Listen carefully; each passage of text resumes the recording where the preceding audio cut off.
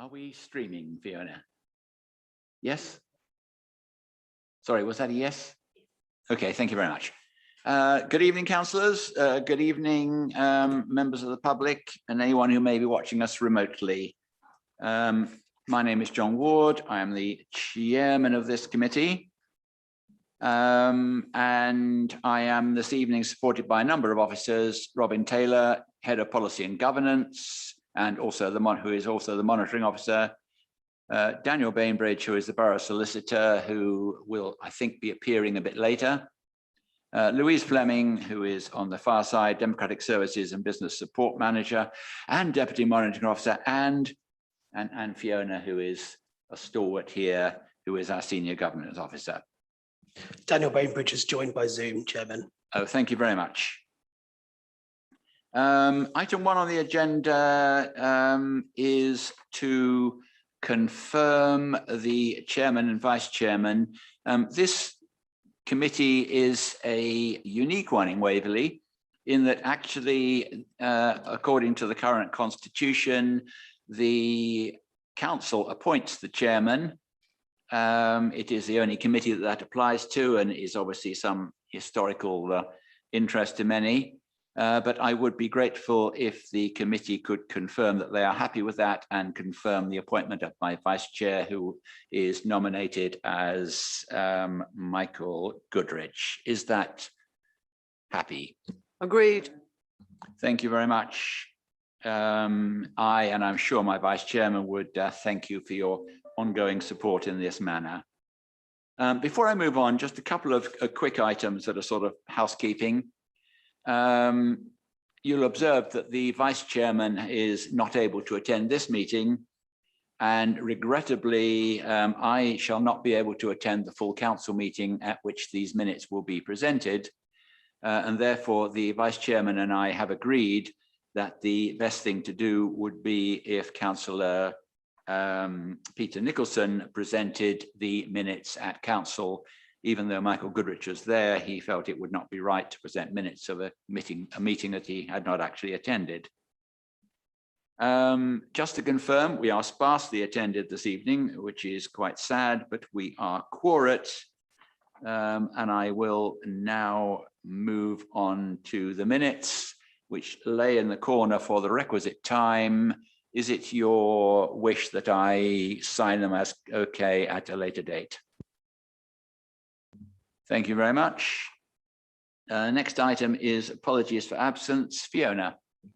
Thank you, Chairman. We've had apologies from Councillors Goodrich, Penny Marriott, Peter Marriott, George Wilson and Tom Hughes, who is the other parish council co-optee. Thank you very much, Fiona. Disclosures of interest, any received beforehand? None received, Chairman. Thank you very much. Any last minute disclosures from anybody? Thank you, councillors.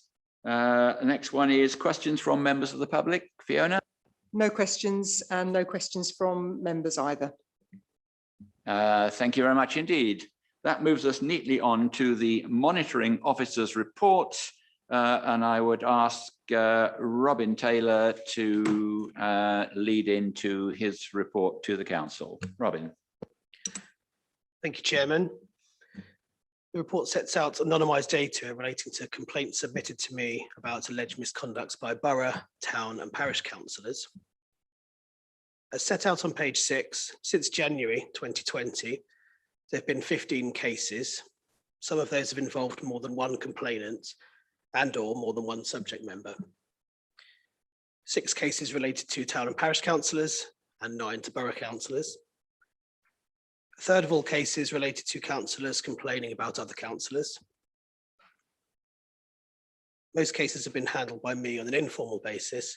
However, one case did progress to a formal investigation stage where I've commissioned a formal investigator, an external investigator. Annex 1 sets out the anonymised data for the reporting period. You'll see the key themes in complaints are an alleged lack of respect, alleged misconduct in planning matters, and an alleged failure to declare interests. Those are the 3 key themes. Social media, email, and other forms of digital exchange feature relatively highly in the data, continue to be a growing area in terms of complaints being submitted. And obviously a reminder to all councillors that you can be acting in your capacity when you are speaking online, just as you can when you're speaking in the chamber, depending on the context. Thank you, Chairman. I'm happy to answer any questions that members have. Thank you very much, Mr. Taylor. I have one speaker listed, Councillor Jerry Hyman. Thank you. Can you hear me there? Good evening. Yes, I can hear you. Chairman, thank you. Yes, I think this is always a difficult subject because obviously we get these reports and to some extent we're getting reports that don't tell us anything because by nature they can't tell us anything, certainly not in open. There are a few things, but what we can't really know is, you know, the extent to which these are vexatious or political complaints. And of course, our responsibility is in respect of wasting or not wasting public time and money. So, you know, how can we prevent so many complaints being made when so few of them are upheld? You know, is there an issue? You know, as members, we need to have an overview of whether there really is an issue here with lots of complaints being put in which don't have any real basis, but people want to register their annoyance, so to speak, and be a bit of an annoyance themselves in that respect, or whether these are genuine complaints and they are simply not being upheld, but you know, when they should be. We're not really getting any level of information on that, and I just wondered whether, you know, could we have exempt reports which would provide us details?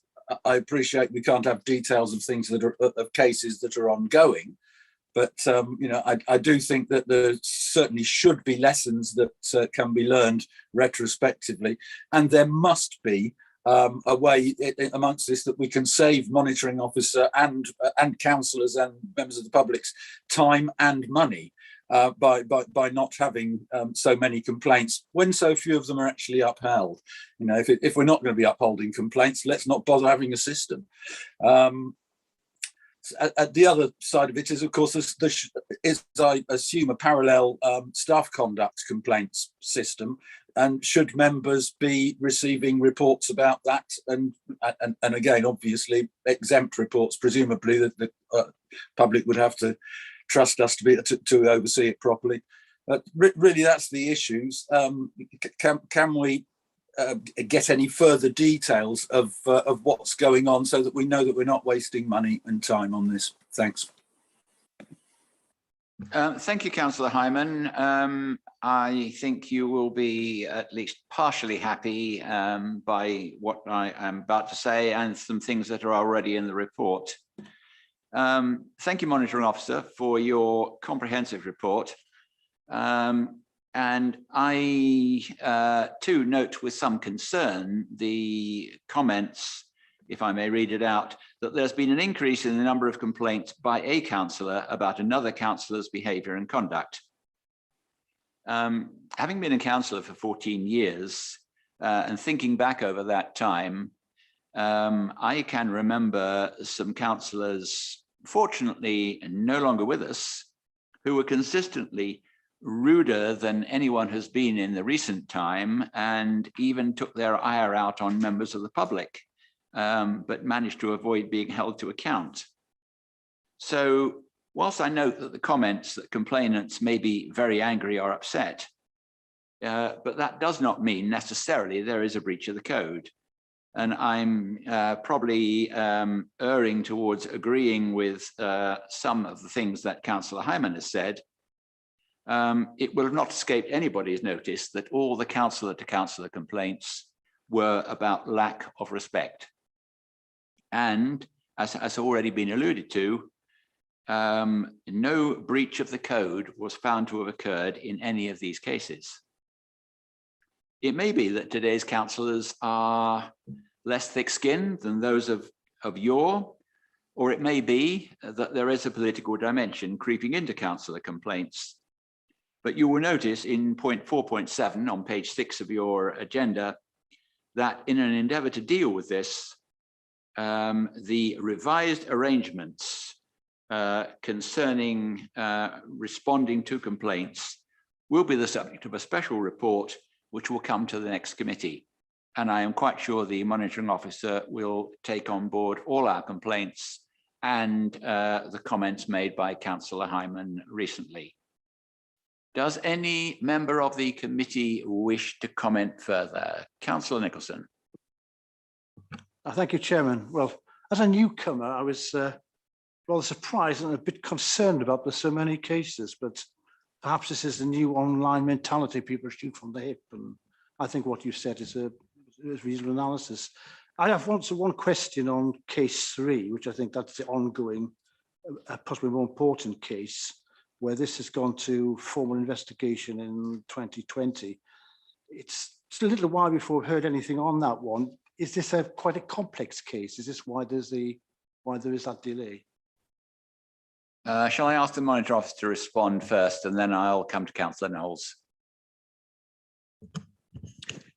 Chairman, it is difficult to give much detail simply because it's a confidential matter. It's a case in progress. There are a number of reasons for the delays, but I don't think it would be appropriate to go through those in this environment. Any case which escalates to a hearing stage then moves into the public realm unless there are reasons for it being exempt. However, this case is not at that stage. Others in the past have been. We're not yet at the point of having the final external investigators report, and therefore I can't comment on the timescales going forward. But what I can say is that I always try and deal with these things as swiftly as possible, but unfortunately there are various reasons why delays can occur. Councillor Nicholson, do you want to say more or come back?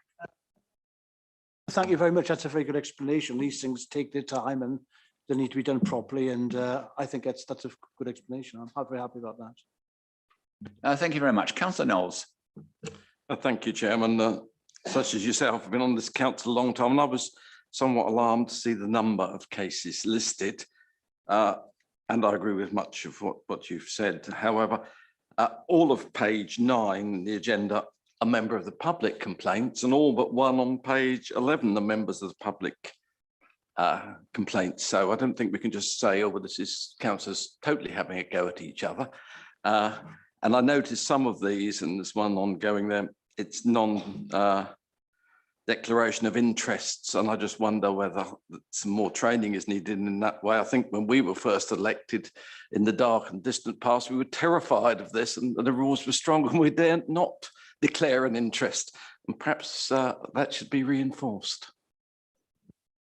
Thank you, Councillor Knowles. Yes, I also noticed, of course, a considerable number of the members of the public complaints are to do with planning, which is not surprising, as people who feel that they have a very good case and it isn't properly dealt with at planning do feel quite naturally aggrieved. But I take on board your point that perhaps some more training in behavioural of councillors would not go amiss. Anything else, councillor? Yes, indeed. Sorry. Thank you, Chair. I looked at this and I thought, oh dear, I think I'm echoing what you said probably, but I would like to reinforce this. The problem with so many complaints, where there was it was decided that there was no evidence of a breach of the code, but there were complaints, and I think probably I would be echoing Councillor Hyman in saying more information would be helpful, because I thought, shouldn't we have some analysis of this?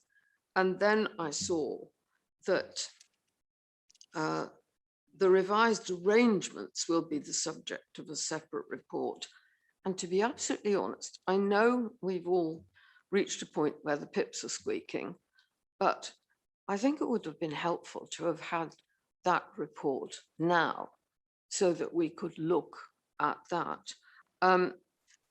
I noted that where councillor had made a complaint about another councillor, I think it was the monitoring officer who had the unenviable task of taking people to one side and persuading them that this was not a good idea to effectively, if I can use an expression, slag each other off. I find it terribly distasteful, and I don't think there's any need for it. So what I'm really trying to say is that it concerns me. And I think it's more straightforward with the serious complaints in a way, because there is a protocol for dealing with them. What really worries me is the number of complaints where someone thought to bring a complaint, but no breach of the protocol was decided to have occurred. So I leave it there. As a new member of the committee, I am very concerned about the number of complaints, and particularly about the number of complaints on planning, but I know that could be regarded as a special case. Thank you. Thank you, Councillor Baker. Any other member of the committee you wish to speak? I take on board all your comments, and the monitoring officer and I are in discussion about that. And one of the purposes of bringing forward this paper, which is still being worked on, because there has been a lot of feedback from parish councils. We rather expected this paper to go through most parish councils relatively unscathed, but they had quite a lot to say. So there is some more work to be done on this. But I think one of the targets, if I may sort of leak things, as is common in today's political arena, is to try and make sure that before a complaint becomes a complaint, it has been more thoroughly thought through. And if I leave it at that, unless the monitoring officer wishes to say anything else. Thank you, Chairman. Only to just be clear with, especially as they're new committee members, as a committee, you have received the proposals for changes to the arrangements, and then you asked that those would go to town and parishes, and then the expectation was that they would go on to full council. But because of the town and parish council feedback, I think it's right that they come back to the standards committee before they go to full council. And I think the only other thing I would say is that the complaints listed are those which I determined weren't of a trivial, vexatious or tit for tat nature. Now, at the outset. Now, the difficult thing is that you don't always know, as an informal investigating officer, the extent to which something might be tit for tat, trivial or vexatious until you get to the end of it. It would be a very wrong thing for me to do, to err on the side of assuming something was vexatious. So my professional approach is to err on the side of assuming that every complainant has complained for a legitimate reason, but I do challenge complainants if it appears that that's not the case. I do understand the concerns, Chairman, raised by Councillor Baker, and it's something that it's constantly on my mind. Okay, thank you, Robin. Any more comments from the committee? The recommendation is, it is recommended that the committee notes the cases referred to in Annex 1 and advises the monitoring officer of any areas of concern. I think we have done that fairly clearly, and the monitoring officer will take them on board in finalising the report that will come back to them, and which committee members would like further information on. I understand councillors' wish for more information, but I think there is obviously a difficulty of confidentiality and not letting information out too soon. But the monitoring officer and I will discuss this offline and see if we can come back with something that is more what councillors would like to have. Taking that as the recommendation, I'm not going to ask for recorded votes at this, but can we show hands, please, if we're content with that on the committee? I think that is unanimous. Thank you very much, everybody. We will now move on to constitutional matters. I think this might be more interesting to councillors. I'm going to ask the monitoring officer to lead in about his report, and then I will make a few initial comments before calling speakers. Monitoring officer. Thank you, Chairman. So in April, full council agreed a number of changes in principle to the council's governance structures. These included the establishment of 2 rather than 4 overview and scrutiny committees, the establishment of a new landlord services advisory board, amending the terms of reference for this committee to make it a standards and general purposes committee, and to introduce a new executive working group protocol akin to something that we had previously in place, and which was the terms of reference within your papers pick up on that point. Council resolved to ask the Standards Committee to develop and recommend to full council for adoption the necessary proposed constitutional changes to achieve those changes in principles. So what this report tries to facilitate is to take some changes back to full council. So I need to be clear, we've put some things forward here as officers for you to debate as a Standards Committee, but ultimately it is for full council rather than you to determine whether any changes are made to the Constitution and what those changes will be.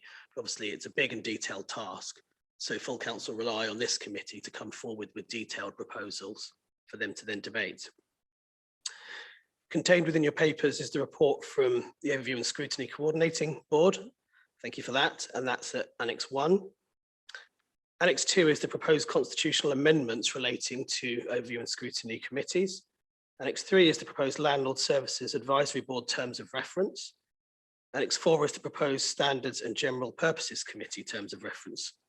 And recommendations also include a recommendation in respect of standing to speak at full council for you to debate. Thank you, Chairman. Thank you, Robin. Before I call speakers, there's just a few things I would like to say. We are debating an item with 8 subclauses, and it has been clearly established by the head of policy and governance that councillors may speak only once on each agenda item, however many subclauses there may be. When I previously chaired the executive, speakers were generally called at the start of each agenda item in the order in which they had put their names down to participate. However, in view of the complexity of these items under discussion today, we will be discussing them, we'll be discussing 1 and 2 together and the rest individually in sequence. So I am content to call speakers at the beginning of the item which we are discussing if they particularly wish to make a point about that item, or I am just as happy for speakers to speak at the beginning as they wish. But please remember, you only get 1 go at this. Just to emphasize what the monitoring officer said, we are all aware that constitutional matters before this evening have previously been the subject of passionate and emotional debate. And I must remind you that Council has already decided there will be only 2 overview and scrutiny committees. And our task this evening is to enact, not challenge or seek to overturn or modify that council decision. Since it may affect what councillors may wish to say as speakers, I will give you notice now that I intend to be proposing an amendment to subclause 8, such that it will read, in view of there only being 2 overview and scrutiny committees, it is felt that the 2 chairmen can easily communicate, do not need a separate board to communicate and coordinate, and that as such, the overview and scrutiny coordinating board, I apologize, is therefore no longer required and will need to be abolished. That said, I have 3 speakers on this item.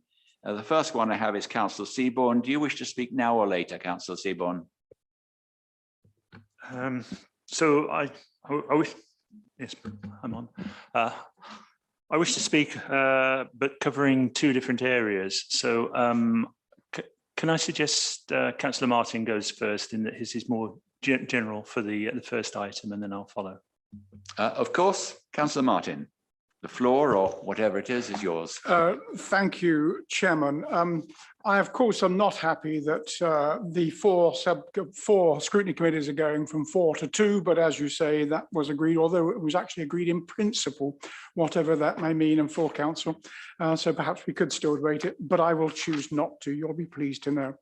I am fairly pleased that the report from officers is fairly much in line with most of the suggestions from the overview and scrutiny coordinating board, in particular the number of members being 11 for each of the two scrutiny committees, and that substitutes will be allowed and that there will be 5 meetings per year.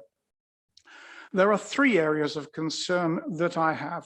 The first concern is regarding the workload split, and I would just draw members' attention to page 15 and then ask them to compare page 15 with page 24. Page 15 at 4.9.1 has the areas which, the service areas, which will be split between the 2 committees. Page 24 has that which the overview and scrutiny coordinating board suggested. The concern that I have, Mr. Chairman, is that perhaps we have overloaded one committee, namely the services committee, and perhaps the policy committee is not sufficiently loaded or is not pari passu in terms of workload. On page 24, we suggested, for instance, that the commercial strategy, that Waverley Training Services, maybe building control, economic development strategy, and maybe SIL should be what would be part of policy under the proposal on page 15. And I would ask you and I would ask the committee to consider whether the workload balance has been got right between the 2 committees and consider making some recommended changes. The second area of concern that I have is on the housing side, but I recognise that's the next item, and Councillor Seaborn will cover that in more detail. And the third concern that I have is with the timetable. I note that this is to go to full council on the 19th of October. The question I have is this to simply approve the recommendations, or do you expect that at full council we will both approve the recommendations to go with the structure for 2 committees and to appoint members and chairman? Or do we get to appoint members and chairman of the new committees at the following council? It's the latter that I would prefer, rather than putting them all into one council on the 19th of October. Those are my concerns, Mr. Chairman. Thank you. Thank you very much, Councillor Martin. Certainly it is the intention that this will be approved and enacted at next council, but I will take officer advice on what they feel would be the most easy, shall I say, to administer. I have some sympathy with your comment. Monitoring officer, what would you feel would be the most efficient way of doing this? Chairman, I think Louise Fleming wishes to answer. Louise, I apologise. Thank you, Chairman. In light of the by-election on next Thursday, we will have to take a report to review the proportionality to full council. So officers feel that it's more appropriate to appoint to the new committees at that meeting as well. Yeah, on the 19th. Okay, well, Councillor Martin, I have tried for you, but officers have terrified me into submission. You hadn't quite finished your 4 minutes if you wish to say anything else.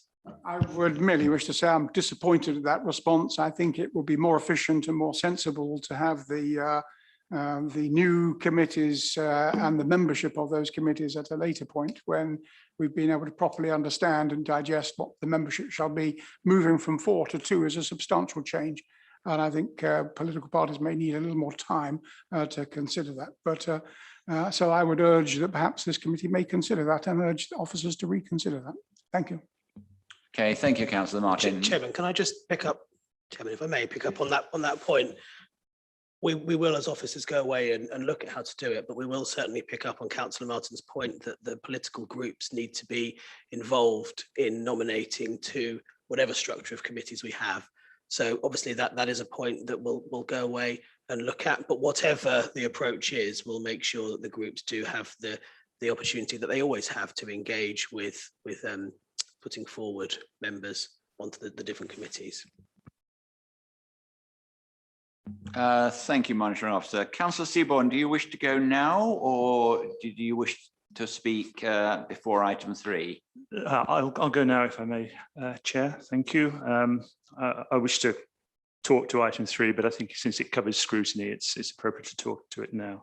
So thank you for letting me speak. This evening feels rather like being present at a gathering of undertakers working on the detail of how to put the nails into the coffin of good scrutiny at Waverley. However, as you've already pointed out, I have to accept that council has decreed that this shall happen.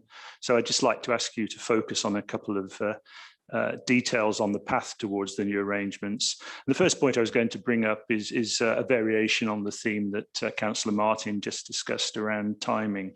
I think taking proposals to council at an immediate for an immediate decision seems entirely reasonable. I have some concern that we're going to end up with brand new committees having to wade into the detail of work programmes and annual budgets at the meetings in January with very little familiarity with what they're dealing with.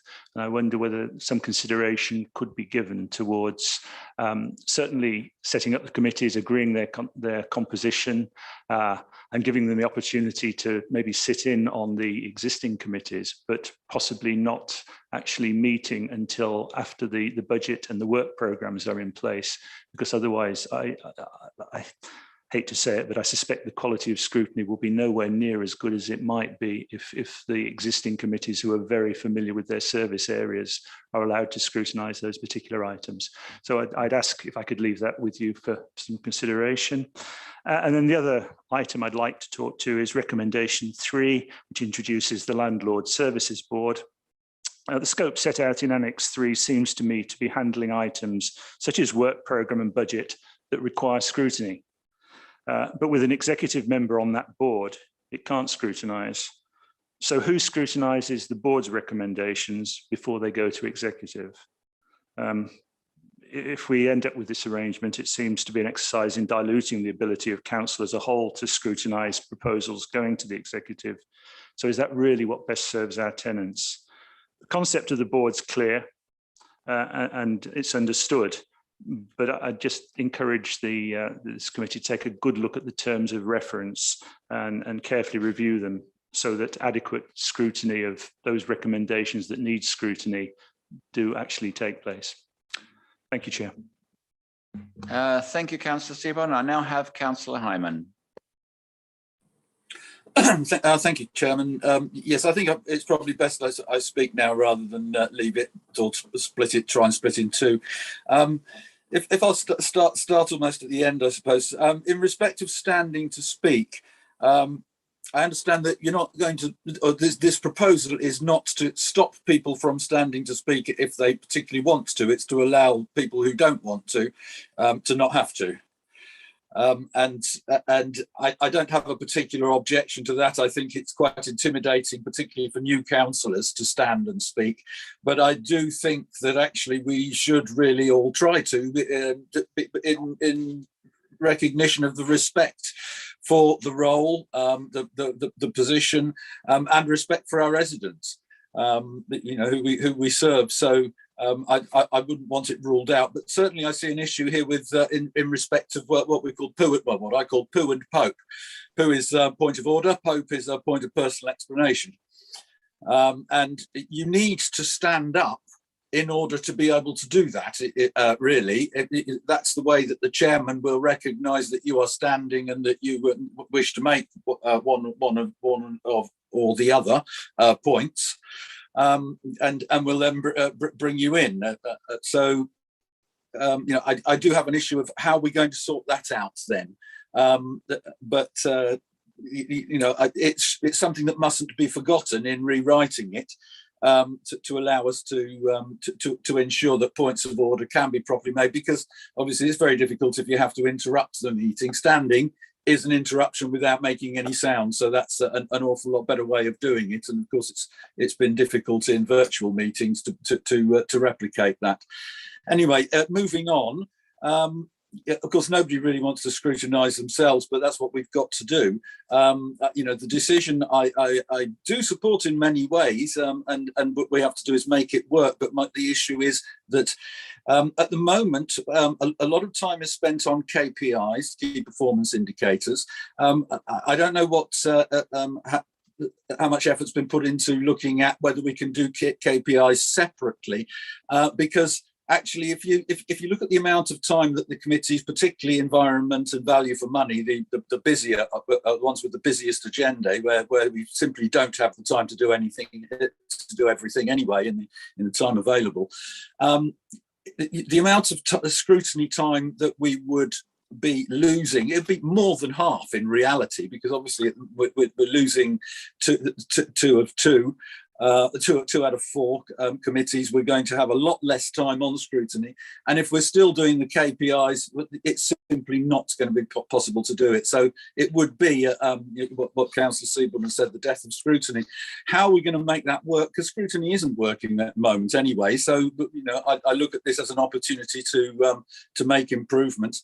I've said it before and I'll say it again. It's scrutiny is about asking questions. That's what it's about. We've got overview roles and policy making roles as well. Those don't seem to be touched upon too much, but it's about asking questions, and that relies on getting answers and for nothing being off limits. That's certainly not the situation we're on at the moment. I want holding to account being a real thing.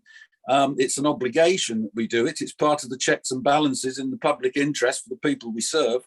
So, you know, we need a duty of candour. We need certainly, I would think, a register of questions and answers, so that we can build up what is effectively FAQs over a long period of time, so that people can see what the questions have been asked, what the answers were. They've got to be reliable. They've got to be truthful. We've got to be able to get answers, and that relies upon a duty of candour throughout the system. So as far as I'm concerned, if we can't get answers, if there are things which are off limits, then it's pointless having scrutiny anyway. We might as well not pretend. We might as well save everybody's time. But I'm very much in You may favour. not have heard it, but the buzzer is frantically going and you've overstayed your time. So could you wind up quickly? My apologies, Chairman. That'll do. I've made my point, but please, can you tell us? You know, are we going to have a duty of candour or not? The requirement that we get answers to our questions, because if not, what's the point? Thanks. Thank you, Councillor Hyman. I'll pick up your points about standing when we're talking about that particular item. Your point on KPIs, I think, is a suggestion that should be put to the chairman of the actual overview and scrutiny committees to plan their agenda and their work programs such that they are doing the most efficient job that they can do. Picking up questions from the earlier two speakers, Councillor Seaborn and Councillor Martin, on timing, we will take on board your concerns, and we are not going to absolutely nail down the timing of putting people on the particular committees at this meeting. We will discuss it before the council agenda comes out, and take on board your strongly, well, not strongly worded, but your strongly felt and very clear concerns. I was trying to think of a better analogy than nails in coffins, and I thought of sunrise and the morning and the day as being perhaps the way I would look at it, but I'm afraid you have slightly beaten me on metaphors there. I think I will throw this open to members of the committee at the moment, or no, I'll just make a couple of, well, a few comments, and then I'll throw it open. I mean, we know the law demands that every council has at least one scrutiny committee, and we know that Waverley has had 4, and we're now bringing it down to 2, and we're still fairly healthy compared to our neighbours, who most of whom only have 1. The point was raised about the overview and scrutiny coordinating board's comments. I think they were very valuable. I think they were very good. And just going through them very quickly on a point-by-point basis. Point one, concerning the objectives of the changes is perhaps more a point for the executive or full council than this committee, because we are engaged in what someone once called wordsmithing, but is basically putting into action the council decisions. Success will always be hard to measure. I hope it will lead to a more crisp debate in overview and scrutiny. I have to say I have been quite disappointed over some of the debates that I have watched, where they have not been very well focused. So I think this will help focus. And of course, by reducing the number of committees, we will be reducing the number of councillors having to sit on them. And we are bringing it down, as was mentioned earlier. We're going to have 2 committees of 11, so we will have 22 councillors involved in scrutiny rather than the 36 that are involved at the moment. I think this will enable councillors perhaps to concentrate more on their particular skills, be it planning or be it scrutiny or licensing or audit. That the remit should be based on service areas, we totally agree with, and I think that is a very valid point. Corporate strategies do tend to change, whereas service areas tend to be fairly static. So I think that is a very valid point.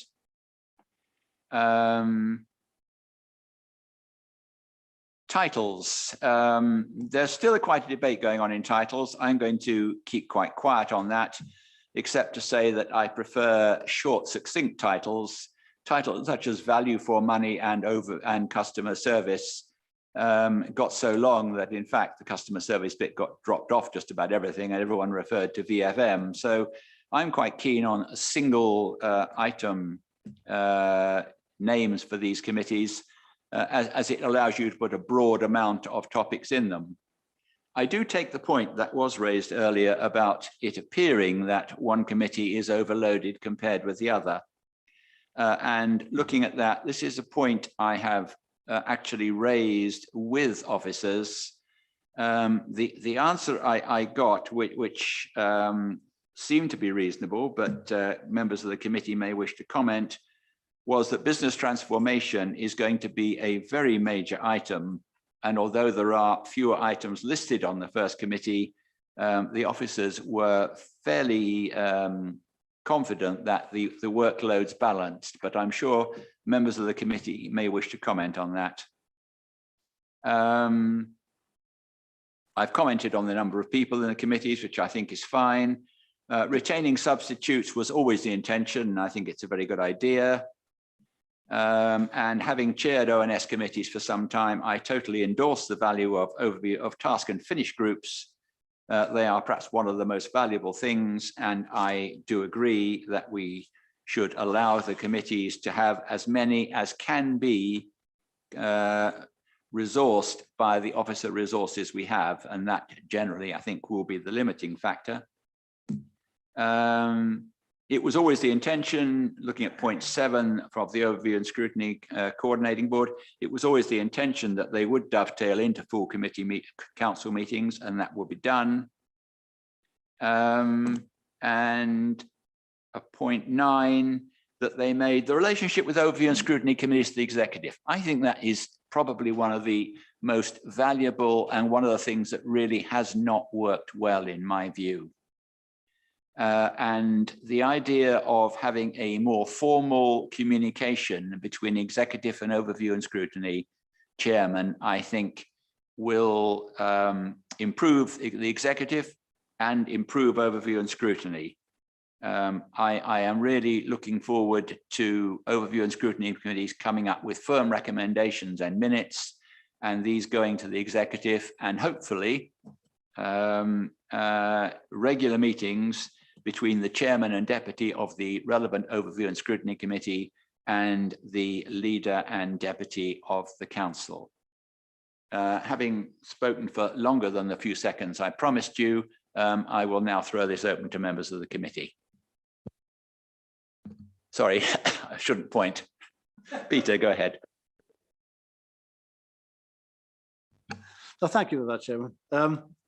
Yes, I think, I agree with on point number 1.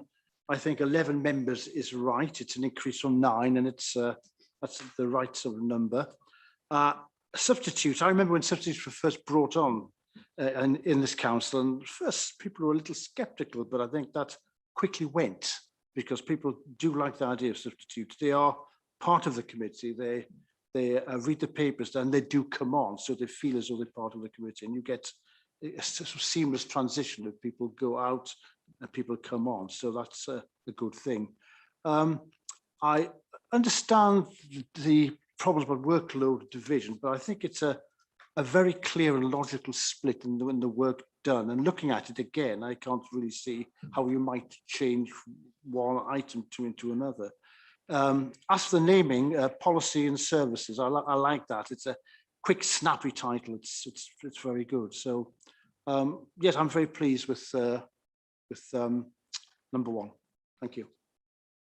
Thank you. Any other members of the committee wish to speak? Councillor Gray. Thank you, Mr. Chairman. You mentioned that this purpose of the standards was basically wordsmithing. I think you're missing the point that effectively we are partly an ONS committee reporting to council. Our remit is governance, and if there are issues with things that comes before us, then I think it's our responsibility to draw that to attention of the full council. And one of my first concerns here is the transition. I'm not going to argue over moving towards 2 ONS boards. That's the decision that's been made. What I am really concerned about is there's no attempt being made to move us from 4 to 2. We're going to go into the next committee. We're going to present this paper, these recommendations, and the day after, we're going to move into 2 committees without thinking about it. Oh, and by the way, we're going to abolish the coordinated committee in the process. And I would suggest that the coordinating committee at least is kept on for a little time to actually help you in that transitional process. I'm very concerned about the workload split between the 2 committees. I hear what's been said, but I think that whereas the policy, it seems to be light, it also can be quite broad. There are issues associated with those 2 headings. I suppose I'm more inclined to look towards what the coordinating board did on page 24. At least I understand that. One of the biggest problems we have with ONS is actually defining what is within the scope of each committee. So please, whether it's now, whether it's in addition, can we actually have that spelt out so we know? For instance, finance and property, does that include services? For instance, rent collection, dealing with our property management. In the case of finance, they handle rents, they handle council tax, they handle other things. So does services actually go down into services for finance, or does it stay with the policy side? So if we're going to say it's policy, let's define what those policies are and let's cover the scope so that we get rid of ambiguity. I'm disappointed we didn't take the opportunity to look at the overlap with audit. There are 2 committees outside of the strict ONS. One is the standards group and one is the audit group. There was crossovers before, and partly that's because there were so many committees, because actually you didn't know which committee it went to, and it also went to audit for good measure, or it was lift off audit because people were fed up with presenting it to committees. I do think that needs looking at, Mr. Chairman. If you could feed that back as well, I'd be very much appreciated. Yes, the split. I don't understand, but the committee will act as the designated crime, and I don't know how long that is, how big, what's the scope of that. If we're adding that to the services, we're adding another dimension to it.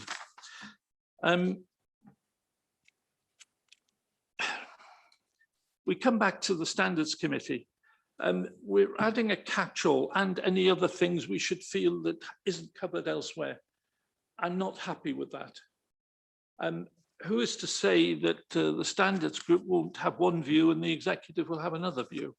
I think that's too vague, and I think we need to try and define that in a way which it doesn't lead to ambiguity. Coming back to the page 24, yes, I understand page 24, whether they're totally in the right columns.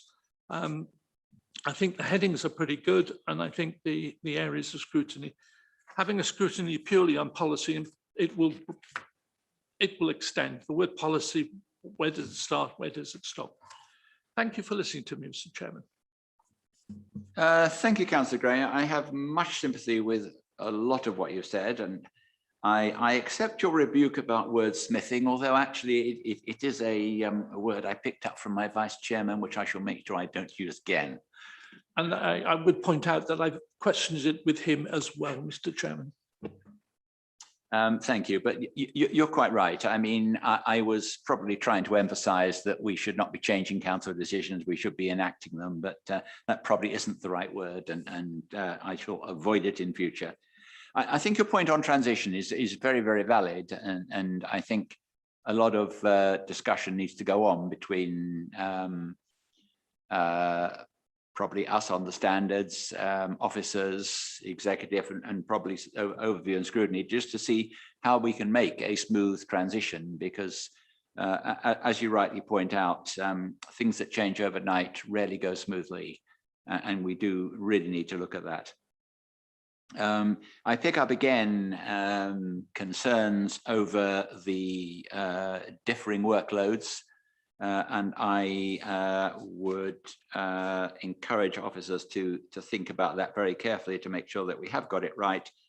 And I do take your point of perhaps defining in more detail what these committees will do. Because one of the reasons that I was keen on reducing the number was exactly what you said, that things were going to so many committees and it was very vague as to which committee looked at it.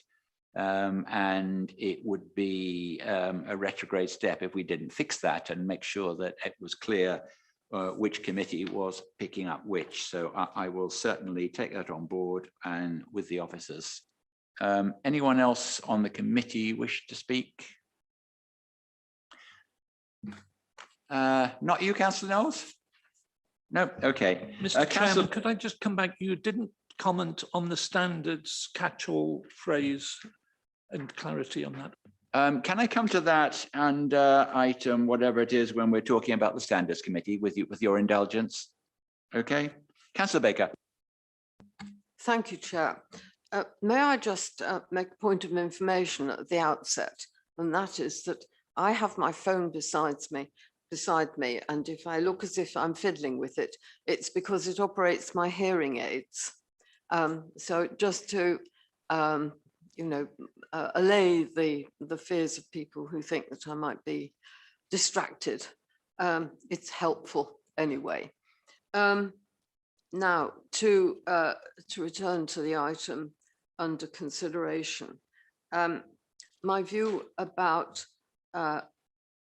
the recombination, if you like, and the reduction to two ONS committees is that, yes, I have concerns about the workload that may arise for places and people.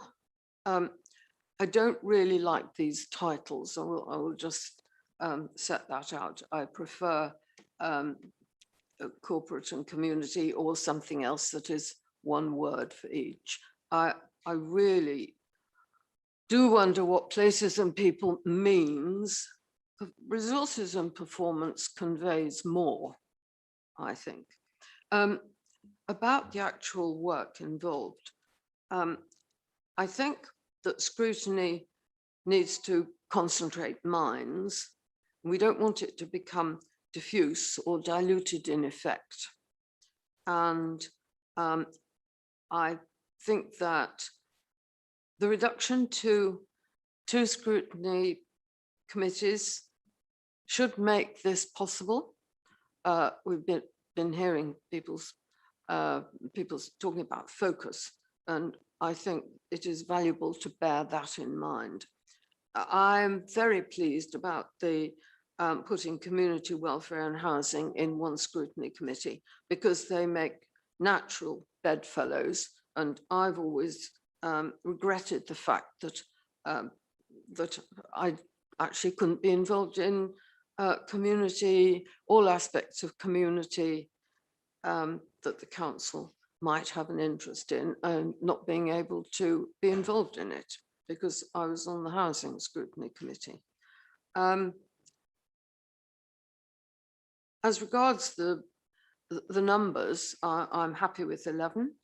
I think it is a very good idea to have substitutes. And then I now come to making a point about the executive working groups. I think that they are absolutely essential to prevent the launch of underdeveloped initiatives.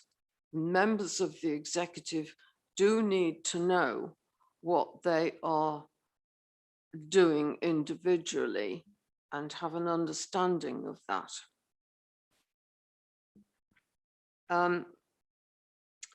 I also think about these executive working groups that it's a very good idea if they meet in the absence of press and public, because that is where people will feel the need to be able to speak freely. And I hope members will observe confidentiality, because I think in the development of the matters under their consideration, it will be very important to do that. About certain aspects of housing scrutiny, I read with interest about the proposal for a landlord services advisory board, and the housing function at Waverley is one of the biggest things that we undertake and hugely important, particularly to our tenants. I think the Landlord Services Advisory Board should have the same status as the Policy and Services Scrutiny Committees. I think that is really important, and that we owe it to our tenants. And it will be a very good opportunity for our tenants' views to be heard. And that will really be the sole focus, I think, of that advisory board. And it is very valuable that it's to report directly to the executive. I also think that housing scrutiny members need to be aware of the tenants' views. So how is that to happen? That is a question that I'm asking. How will housing scrutiny members need to be aware of tenants' views? I think I have just one more point to make, and that is about the protocol, which you felt, Chair, was so valuable between executive and scrutiny functions.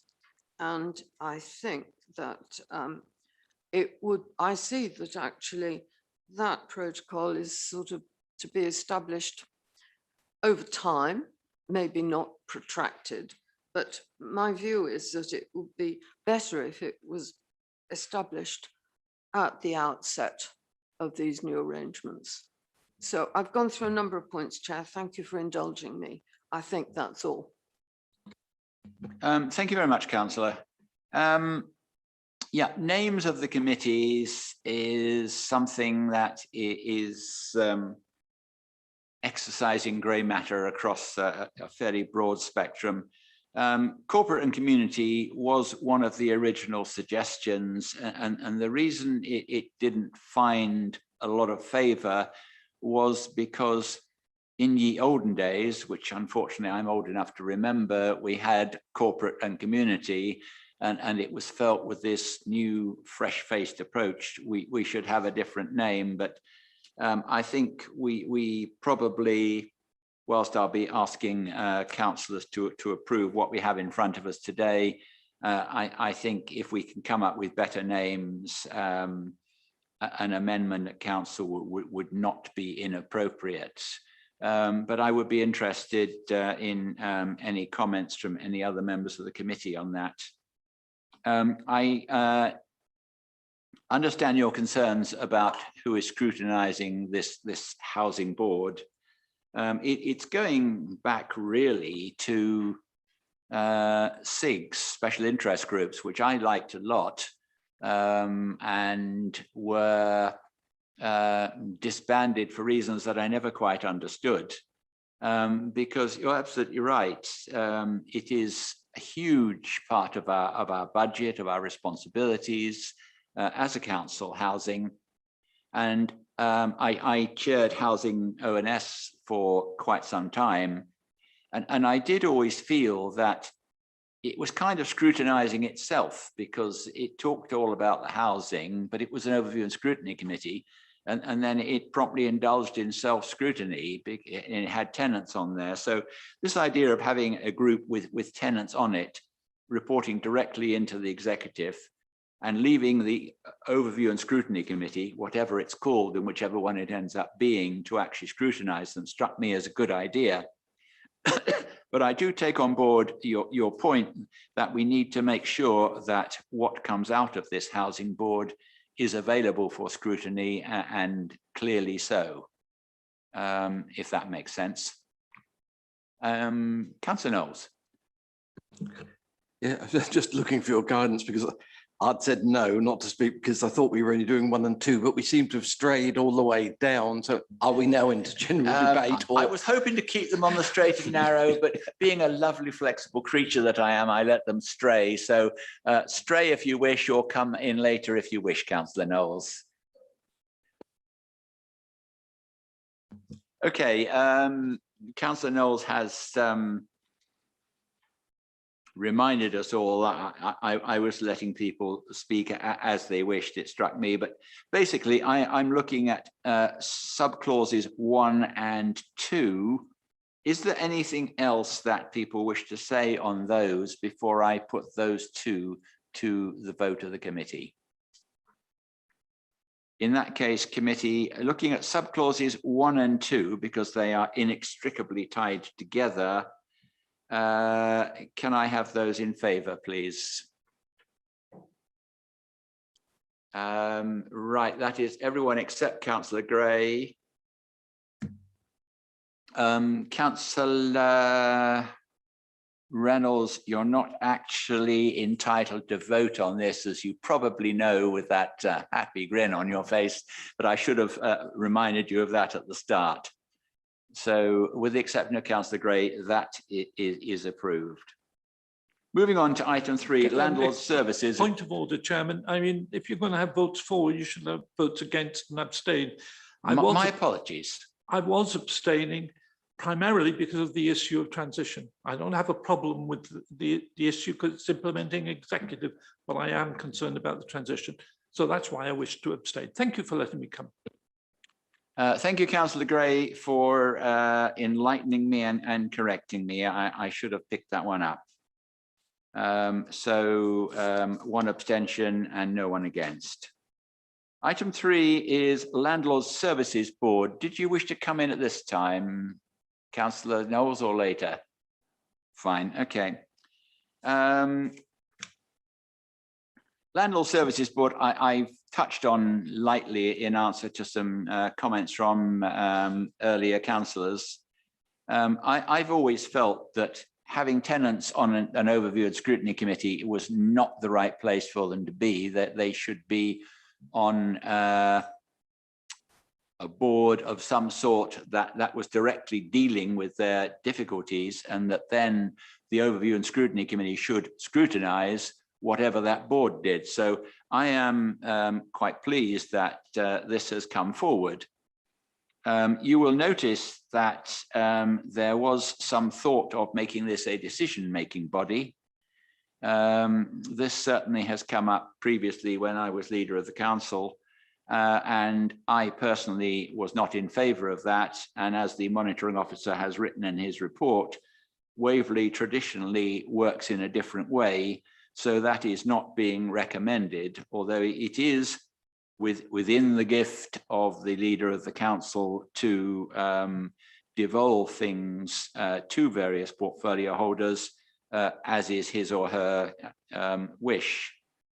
I really have not much else to say on this. I think the balance of 3 non-executive councillors and 3 representatives of the tenants is about right. So I'll throw it open to members of the committee if anyone wants to add anything. Councillor Nicholson. Thank you. A very brief comment. I think it's a full and worthwhile activity, again, separate from scrutiny. Some ways it can be described as sort of the nitty-gritty of housing. It's, I think it's a good idea. Thank you, councillor. Any more comments from members of the committee? In that case, can I put item 3 to the vote, please? Those in favour? That, I believe, is unanimous. Thank you very much, members. Moving on to item 4, the terms of reference of the Standards Committee be amended as set out in Annex 4. The idea of this is to pick up things that would either shouldn't necessarily be considered by the executive, but should be considered by a politically proportionally represented committee.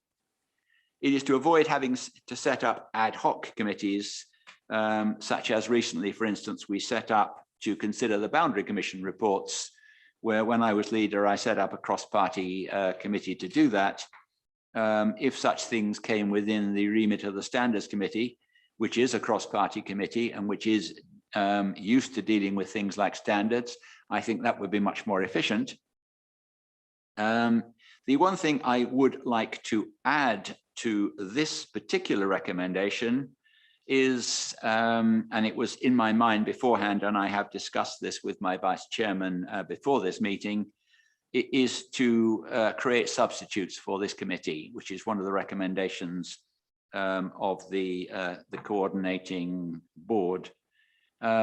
Looking at the paucity of representation this evening, I think that adds fuel to this. So I would like to add to the recommendation that a total of 3 substitutes politically proportionate be added to the changes that we are making to this committee. I quite understand where Councillor Gray came from in his not liking the vague bits that were tacked on the end. I don't think you actually said it in those words, but I anticipated that. I just feel that we should leave it as open as possible, but I am open to persuasion. Members of the committee, does anyone wish to comment? Councillor Gray, and then just very quickly, we've got in there to consider any issues which, in the professional opinion of the chief executive or chief officer, should be referred to the committee. I think we could say the same about the leader of the council or the executive, and that would cover the ambiguity. It would be basically something that was referred to the Standards Committee. Thank you for letting me come back on that. My pleasure, Councillor Gray. Unless as governing officer you see an objection to that, Robin, I'm quite content with that. No objection, Chair. Right, thank you very much. We will incorporate that in the recommendation. Did you indicate, Councillor Knowles? I caught something in my peripheral vision.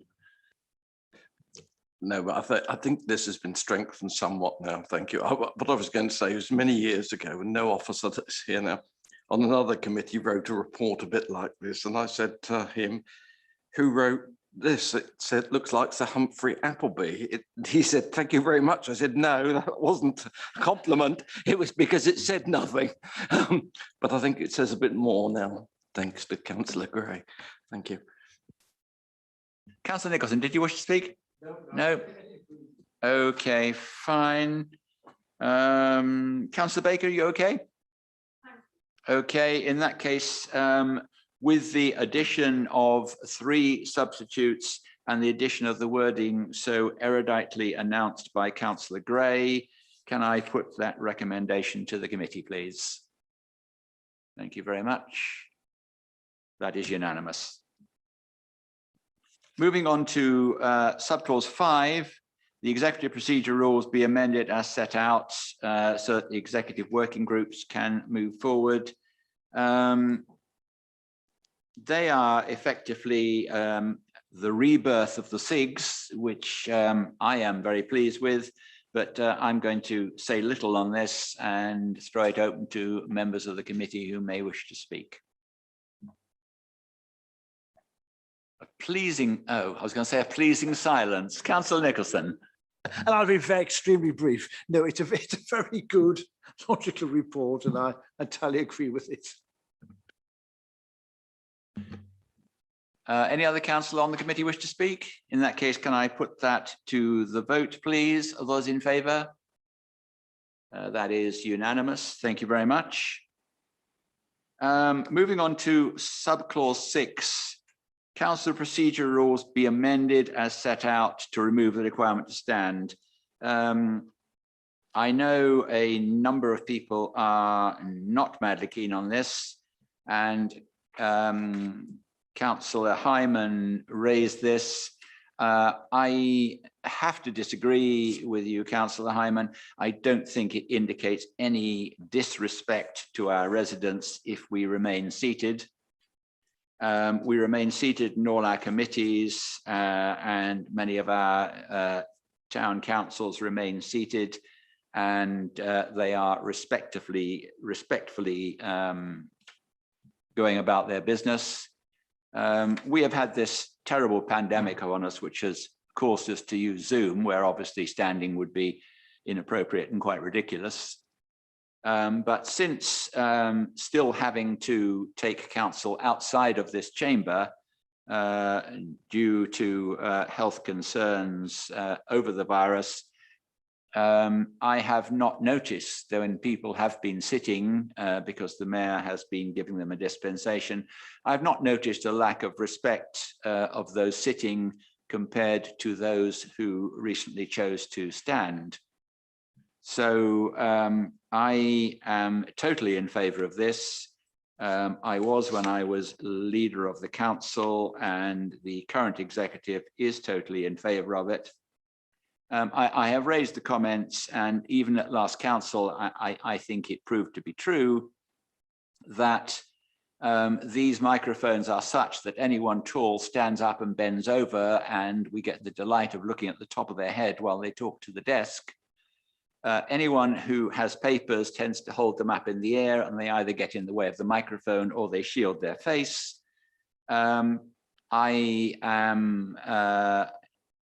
At one time, this recommendation said people will remain seated, and I asked for that to be taken out. I am quite happy for councillors who think it is the right thing to do to stand, and councillors who prefer to sit, which is why we are putting flexibility into this. And I would be happy to hear councillors' views. Councillor Knowles. Thank you, Chairman. Well, I have to say that I disagree. Unfortunately, on this one, I do think this is part of the general dumbing down, and that this is the way things go. I think it was that awful Grant Shapps years ago that referred to councillors as just being a scout group. And I think the less formal we become, the more we become like a scout group or the Mothers Union. And if we want to do that, perhaps we should consider also doing away with the mayor and going back to being a district and just having a chairman. Because if we're going to dumb down, let's go all the way. So no, I'm not in favour of this. Thank you, Councillor Knowles. I didn't expect you to be so on one very important point. If we're going to do away with the mayor, let's do it at the end of the next mayoral year rather than now. I would propose immediately. But I quite understand where you're coming from, and it's exactly what I expected you to say. I don't actually agree with you that it's dumbing down. I think people can be just as respectful when they're seated. But Councillor Nicholson. Thank you very much. No, I think standing is very much a historical function in the House of Commons, where you have people shouting, all milling together. So you had to stand to be seen, and you had to stand to be heard. But now we have microphones. We have a chamber which is people can be seen easily. So it seems to be sensible to evolve to a position where you sit and speak.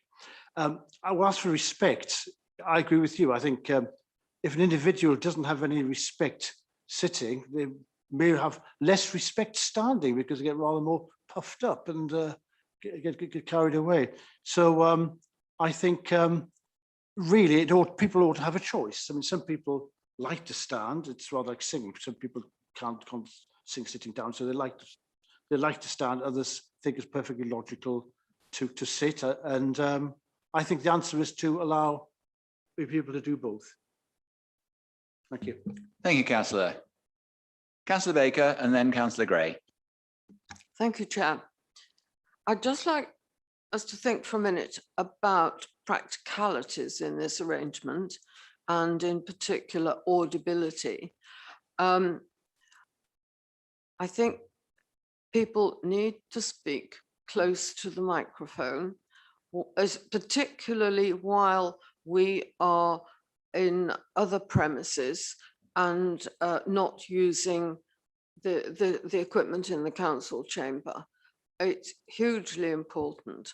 And so if people are sitting down, they're naturally going to be speaking closely to the microphone, as I am now. And if they stand up, I hope that they will be advised to lean forward. And also, I'd just like to say I was interested in hearing you talking about people with their papers over their faces if they stand up. And of course, some of us do lip read as an adjunct to our hearing aids. So I automatically watch people's mouths. And I expect there are other members who do that too. So as regards respect for the mayor, I honestly think that making a distinction between sitting and standing is irrelevant. But I do understand that people might prefer to stand up when they're speaking, just as one would prefer to stand up in order to sing in public. So those are my thoughts. Thank you. Thank you, Councillor Baker. Councillor Gray. Just very quickly, I mean, I think we've moved on with our technology. When a councillor speaks, he is visible. He's on the live streaming. I think it's difficult for people like myself to be able to get up quickly enough to stand, so it avoids having to wait for me to do that. And I think it would be wrong to say that they remain seating. I'm glad that you've changed that, or it's been changed. And I think it is a question open to the individual. And I'm not going to propose we do away with the mayor, because you might have to disclose an interest if we do that. Thank you, Mr. Chairman. Thank you, Councillor Gray. The leader indicated a late wish to speak and has been flapping his hand at me, so I will let him in by Zoom. Thank you, Chair, and I apologise for flapping.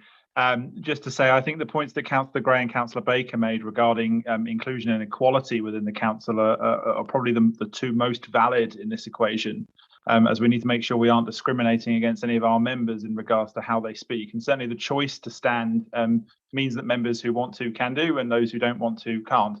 I do feel a sort of duty bound to point out, though, that this wedding to formality that some members have is a barrier between us and the residents we serve. And I don't feel, and I'm sure the current mayor does not feel, disrespect from my lack of standing. And I don't think residents feel it either. I think they are rightfully more concerned about what we say and what we do rather than how we act in a formal meeting of council. So that's certainly why I support this very sensible proposal to offer members that choice. Thank you, Chair, for letting me speak. Thank you, Leader. I think we've all had a go at this one, so can I put it to the vote, please? Those in favour? Those against? And no abstentions. Thank you, councillors. in that item 7 actually is delegating authority of the monitoring officer to enact these proposals, I would like to move that down the agenda and move to item 8, which is one of those items which he may well have to enact. And I will read it for you again, because basically, if two chairmen can't actually talk to each other on the phone or in person without having a committee, I think we will be in dire straits, in which case I would see no point in a coordinating committee. So I will repeat what I gave notice of earlier, that an amendment, which I'm sure I will have a seconder for, that in view of there only being 2 ONS committees, it is felt that the 2 chairmen do not need a separate board to communicate and coordinate, and that the OS coordinating board is therefore no longer required and should be abolished. And I hope I have a seconder. Thank you. I have 2 seconders. Anyone on the committee wish to speak? Councillor Gray. Thank you. I'll repeat what I said earlier, is that I'm very concerned about the transition, but I'm also concerned that under the old proposals for the ONS committee, we introduced a clause in there which allowed the audit committee chairman to be included in the coordinating board. And to my knowledge, all the time that was there, it never happened. And I'm concerned here that as you've gone down to 2 scrutiny committees, and you have a standards and an audit committee, is whether there is a reason for putting in there that there should be some formal coordination, or the ability to have formal coordination between the 2 ONSs and standards and audit. I agree with you. I can't see why we need it purely for ONS purposes other than transition. But you might like to consider the other 2 committees as well. Thank you. Thank you, Councillor Gray. You've touched on something with which I actually totally agree. I chaired the coordinating board for 2 years and never saw a member of the audit committee. Perhaps we forgot to invite them, or perhaps they didn't want to come. But you are absolutely right that standards, audit, and public licensing as well, and overview and scrutiny need to, in some way, talk to each other. And in the review of the Constitution, which is the next item on the agenda, one of the things that I am keen should happen is that, in particular, those items that might refer to audit, or perhaps even across the board, that the at least a representative, probably the chairman of audit, would be involved in putting these things together. And in the Constitution, we may well feel that we want a greater play in our proceedings for members of the audit committee. So I think this is a very valid point. And I think in the changes to the Constitution, which will follow on a broader basis, we will look at seeing how that can be done. Is that satisfactory?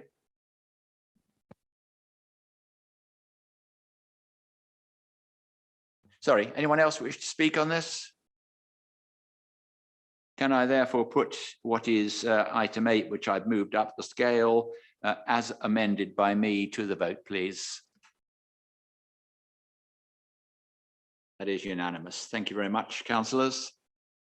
What is labelled as item 7, that authority be given to the monitoring officer to make the necessary changes to the Constitution arising from recommendations 1 to 6 above, and the recommendation which we've just made, which is number 8.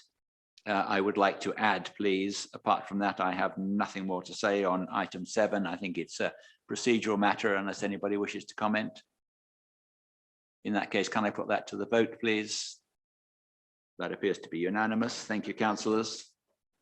We will now move on to review of the Constitution, approach and timetable. And monitoring officer, did you wish to lead on that? Thank you, Chairman.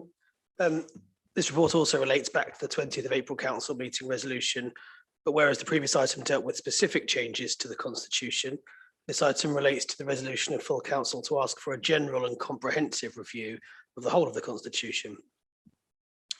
You're asked in this report as a committee to agree the recommended objectives of that review, to endorse the revised structure at the top level for the new constitution, and to note the intention to submit a proposed revised constitution to full council in February 2022. Obviously, that has to remain a penciled in timeline because it does depend on how the standards committee progresses through it. And if you send officers back to make further changes, for example, which would be entirely appropriate as we go through it, then that timeline may end up being later. This will be a significant and important piece of work, both for this committee and for those officers working in my service. So I'll certainly welcome members' views and suggestions about the proposed way forward. It is a long time since we've never done this full comprehensive review of the Constitution. So a really important piece of work for this committee.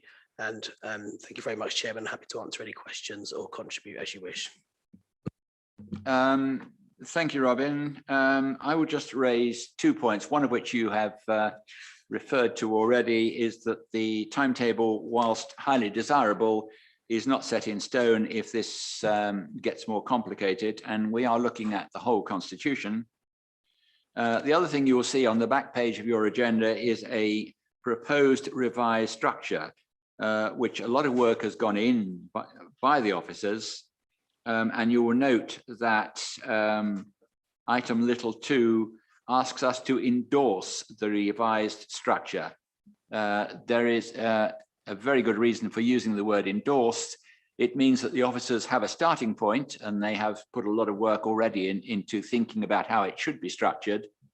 And I have to say, in my looking through the Constitution, I often find the same thing appearing in 3 different places in the Constitution, and I scratch my head and think, I've just read that somewhere else. So it does need modernizing, and I think they have done a good job. But by endorsing it, we are not approving it per se. We're saying it's a great idea, but we're allowing them or us the flexibility to modify it at a later date. Members of the committee, any comments? Councillor. Sorry, I apologise. Councillor Hyman, you had your name down to speak. Thank you very much, Chairman, again. Yes, you're right. There's a fair amount of duplication in the existing constitution. Its application is often unclear. It is contradictory in places and excessively voluminous, certainly. There is a question, of course, of if we change it, unless we make it an awful lot more concise, then will people read it then? I mean, you'll bear in mind when we stand to raise a point of order, that does require pretty much having committed the Constitution to memory, and it's not easy for councillors to do. So the question is, really, are we going to make this something which is serious, which we all work by and which we all stick to? Because also, of course, there is very much the all administrations historically have tended to, in my experience, to treat the Constitution as though it's something we can change if we don't like it. Well, the idea of a Constitution is something that actually sets the boundaries by which the organisation will operate in order to achieve its objectives. And so, you have to look at those as the officers said, we're here to agree the objectives. Well, objectives have to be definite, otherwise they're pointless. If it's not an objective, if you can miss it. And looking at what we've got in the objectives here, I'm just wondering whether they are definite enough for us to be able to say that, yeah, we've succeeded, or no, we've failed. Because legally compliant, well, I want to know in what way is the current Constitution not legally compliant? Then, if we're going to make it legally compliant, that should be something which is fairly straightforward. And are we going by what the letter of the law says, and how the courts have determined it must be interpreted, or are we going by what a paid lawyer is telling us a way that we should interpret it, which may be different to the way the courts have. And we've got examples of that, obviously, which are ongoing. Reflecting current standards of good practice, which good practice guides we're referring to, and I mean that's very flexible. Legally compliant appears to be flexible, so you know, how are we going to get around that if we've got these objectives, if they're flexible according to how the leader or the chief executive or the legal department wish to interpret it, that's not going to help us as members, and we're certainly never going to be able to say that we've succeeded or failed in meeting those objectives. So I will repeat, we need the right to get a straight answer. Otherwise, it's pointless having a constitution, because we can't hold anybody accountable, and we can't hold anybody accountable to abiding by the constitution unless we can get straight answers. So I will continue to press for some form of duty of candour or right to an answer. Reflecting the values which are in the recommendations, well, our actions reflect the values. It's that's you know, you look at what someone does, not what they say, don't you? So we need to bear that in mind as this comes forward. But I would ask, certainly, in what way is it not legally compliant? And the other recommendation, in what way is the current constitution not properly placed in governance? If we can explain that, then I'll understand why it is that we're doing this, because I think it's going to be difficult to make any significant change, and it's the monitoring officer's job to do it. I mean, I haven't got time to rewrite it, neither of you, and neither has any other councillor, as far as I know. So you know, should we allow the monitoring officer to bring it forward, and we'll then scrutinise it, which I think is the way that this should be done, probably. And lastly, how many other councils' constitutions have been considered and looked at so far, which has been found best from councils with similar aims? Because obviously there's no point in duplicating effort needlessly. So, and because it's a big job, I appreciate, and I admire you for at least taking it on. Thanks. Thank you, Councillor Hyman. Your admiration is greatly appreciated. Yeah, I see where you're coming from, and this again it's difficult when you say what are the objectives. I am a great believer in simplicity. I would have said improve the constitution, make it easier to navigate and understand, and I would have left it at that, because you're absolutely right. Once you start putting in things there, then there's always something else that needs to go in and something else that needs to go in. And suddenly you've written more than an A4 page of objectives, which is really not where we want to be. But I do understand where you're coming from, and I'm sure the monitoring officer and the officers who are charged with bringing forward the first drafts will take account of what you've said. Councillor Knowles. Thank you, Chairman. I think at the Annex 1 on page 37, we had to have the bare bones, and that's all we have at the moment. So I would have thought that was something to be built on and then be brought back to us. There's very little point in discussing what might be, but we have the bare bones for a constitutional reform here, and to get it into a reasonable document. And I would have thought that the answer is to let that go ahead and then see what comes back from that when officers had time to work on it properly. Thank you. Thank you, Councillor. Monitoring officer, did you wish to come in? Only very briefly, Chairman, just to say, firstly, the fact that the report contains an objective referring to the fact that we would be aiming for a legally compliant document doesn't suggest that the document as it stands is not legally compliant. But clearly that would be one of the things that we would aim to achieve with the new document, which we would hope would be more straightforward, more accessible, more easy to use. So all the things that Councillor Hyman's talking about. There was a reference in Councillor Hyman's statement about the inability to get a straight answer to a straight question. I do think that is it's an allegation that there was no evidence put forward to that. And I would say, if there is a suggestion from any councillor that a question has been asked that hasn't been properly answered, then please write to me with the detail of that, because otherwise it is just simply a baseless allegation put forward in a public meeting, and I do think that has to be challenged. Thank you, Robin. Any other member of the council? Councillor Gray. Thank you, Mr. Chairman. I welcome this review. I think the monitoring officer and his team did a very good job of updating the constitution a while back. It has grown up, and I think we have to watch. If I look at the page 37 in there, I know they're important, but I don't think we need to have 2 contract procurement rules. It's a duplicate, and I'm making that only in passing. I question why it should be in at all, because really that's a more detailed subset of your financial procedures. So at the same time, would you look whether we need to have them in? Because I think we brought in things over the last few years that have been quite important to us, like the contract procedure rules, and they've gone into the Constitution, but whether they need to. The other thing is, just because something is referred to in the Constitution, can we have it clarified as whether it's part of or not? There are issues associated with the audit terms of reference. For instance, the audit terms of reference, if they get changed, must come through the Standards Committee. But the Standards Committee can't approve or anything else on them. They have to be approved by council.